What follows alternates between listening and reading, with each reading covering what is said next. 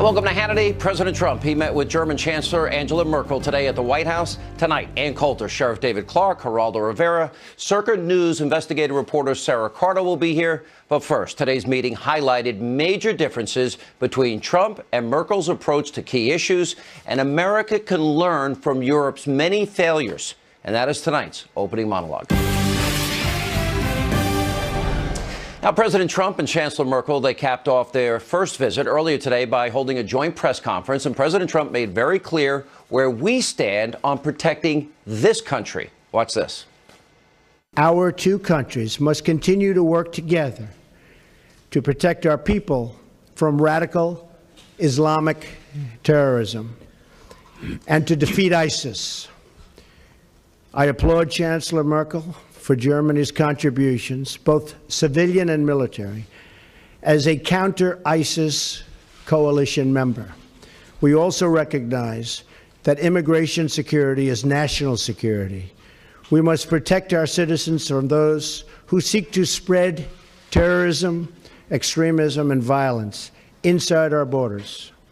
Immigration is a privilege, not a right, and the safety of our citizens must always come first.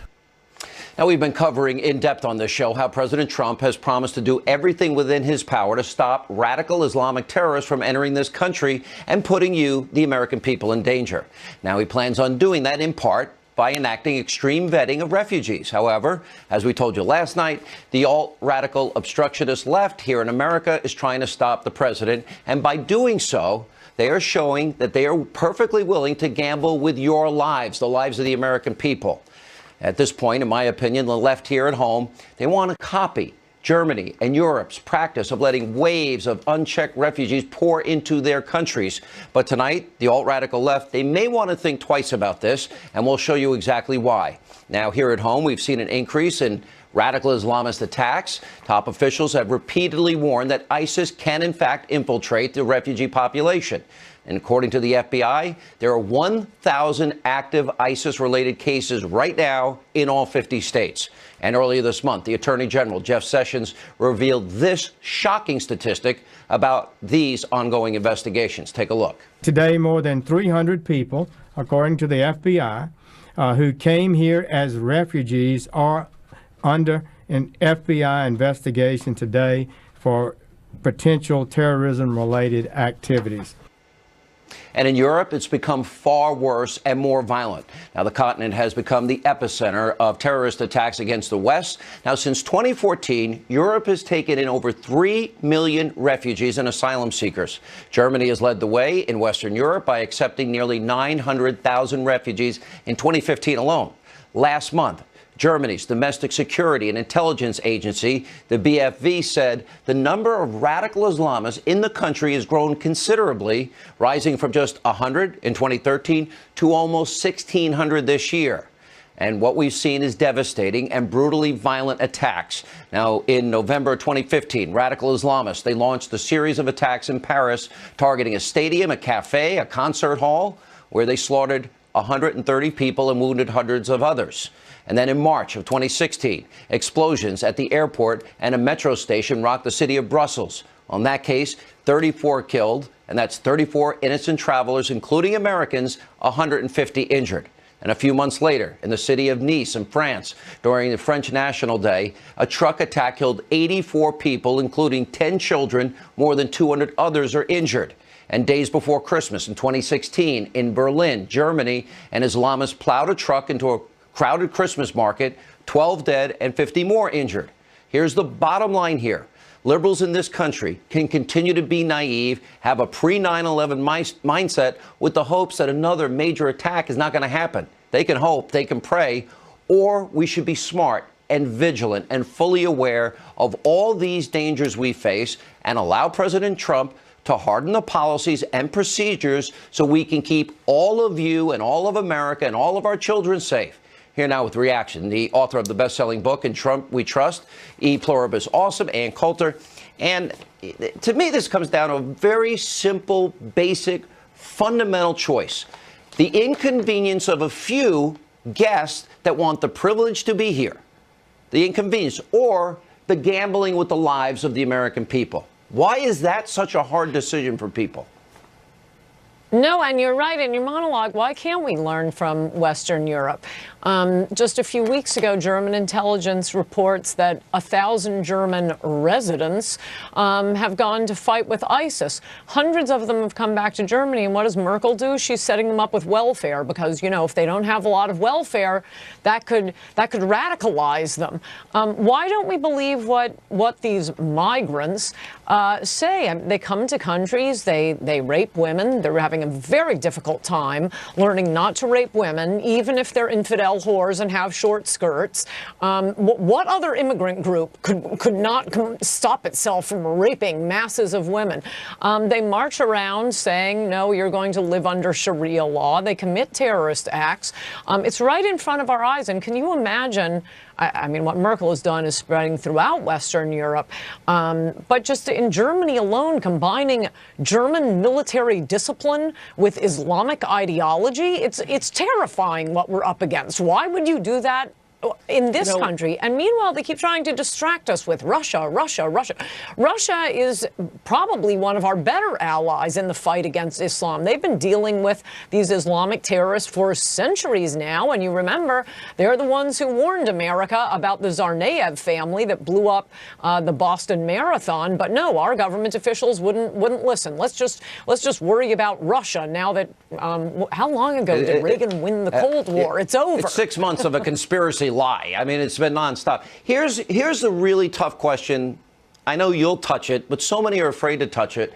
If you grow up under Sharia and you're a man and you think you have the right to tell women they can't drive, travel, they've got to dress a certain way, they can't be seen in public without a male relative. If you think you can throw gays and lesbians off of big buildings and kill them or hang them, if you persecute Christians and Jews, how do we know? How do you ever vet somebody's mind and heart? If your culture, you grew up, that's what you learned, which directly contradicts our constitutional values. How do we vet that? Is that possible even? No, you're absolutely right. In addition to the fact that there is no, Syrian FBI, they don't have a computer database, and there was testimony before the Senate last year saying there's nothing to vet, there's nothing we can look at. I also think it's worth mentioning, maybe you've shown these, and if you haven't, you should. I tweeted it out a few weeks ago, photos of women going to college in Afghanistan not that long ago. It was in the 70s, and it looks like an American college campus. They're wearing, skirts and button-down shirts and carrying their book bags. Things can turn overnight when you're bringing in these masses of people from very, very different cultures and make it a hate crime to ask them to assimilate, for the cherry on top. And they have no intent of assimilating. Plus, what are we getting out of this? It's one thing if we're bringing in nuclear scientists or engineers. I don't think we're getting a lot of those. But the vast majority of refugees are just instantly coming in, sucking up welfare that's meant for our people. Yeah. Let me ask you a political question. One of my favorite clips of the snowflake left is you were on your buddy Bill Maher's show. And it's like June or July of 2015, and you say, yeah, Donald Trump has the best chance of winning. And the crowd just is laughing at you. I don't think they're laughing now. So you've been a very strong supporter. I'm pretty angry with the Republican Party. They seem ill-prepared, especially on repeal and replace. And it seems like the president's trying to clean it up. Hopefully they get there. Hopefully they get consensus. Are you happy with how things are going so far? On most things, I'm disappointed with the Republican Congress. First of all, they ought to be impeaching those 2 travel ban judges immediately. It is totally outrageous. It is against the Constitution. The president, and by the way, every member of Congress, took an oath to uphold the Constitution. The commander-in-chief has authority over immigration. He has full authority not only through the Constitution and his duties as commander-in-chief, but through a federal law passed by Congress that's been on the books and reaffirmed in hundreds of Supreme Court cases, or rather court cases, at least a dozen Supreme Court cases. This is 100% the prerogative of the commander-in-chief. And to have a district court judge stepping in and saying, oh, no, the commander-in-chief doesn't have that duty. What else could a district court just say, oh, no, we're overruling your decision to go to war because, you know, someone in Hawaii could be affected.